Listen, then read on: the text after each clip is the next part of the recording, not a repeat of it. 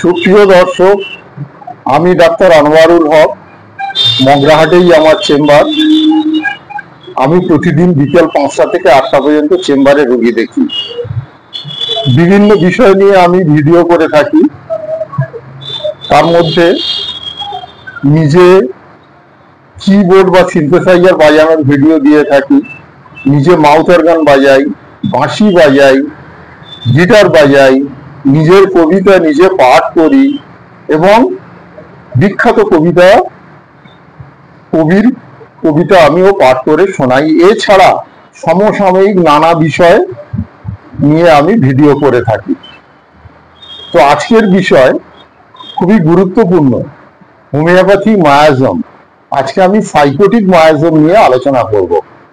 Psychotic miasm বসন্ত রোগের প্রবণতা হওয়ার লক্ষ্য করা যায়, অর্থাৎ এদের মধ্যে বসন্ত রোগের দুটি প্রবণতা বের হওয়ার সম্ভাবনা থাকে। আর কি থাকে? হারপিস, বিসর্প জাতীয় চর্মরোগ এদের দেখা যায়। দাড়িতে দাগ, বিশেষ করে মস্তকের দাগে চুল উঠে যায়। মস্তকে যে দাগ হয় এদের, সেখান থেকে চুলটা উঠে যায়।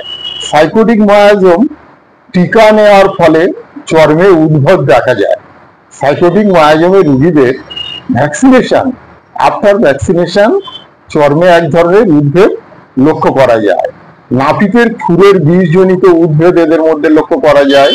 যে কোনো মাংসে সাইকোসিসের পরিচায়ক লক্ষণ। যে কোনো মাংস বৃদ্ধি, অর্থাৎ মাংস খেলে এদের নানা রকম সমস্যা হয়, এটা একটা সাইকোসিসের মায়াজমের প্রধান লক্ষণ। চর্ম এদের চকচক করে এবং মসৃণ হয়। মুখের চর্ম তৈলাক্ত হয়। সাইকোসিসের রোগীদের মুখের চামড়াটা তৈলাক্ত হয়। বিনা কারণে লিঙ্গোচ্ছ্বাস, হস্তমৈথুনের অদম্য ইচ্ছা, ঋতুকালীন আক্ষেপ জনিত যন্ত্রণা এবং পরিচায়ক লক্ষণ এটা। ঋতুস্রাবের সময় প্রস্রাবের বেগ বৃদ্ধি এবং স্তনে ব্যথা লক্ষ্য করা যায়।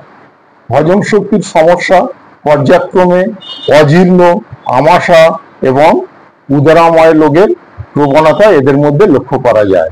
তো আজকের এইটুকুই সাইকোসিস নিয়ে বলার ছিল আমার। এটা যদি আপনাদের ভালো লাগে, পাশে থাকবেন, সঙ্গে থাকবেন। পছন্দ হলে লাইক করবেন, অপছন্দ হলে ডিসলাইক করবেন।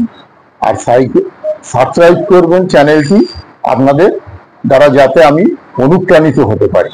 ভালো থাকবেন। এই গরমে বেশি বেশি করে জল খাবেন। Thank you.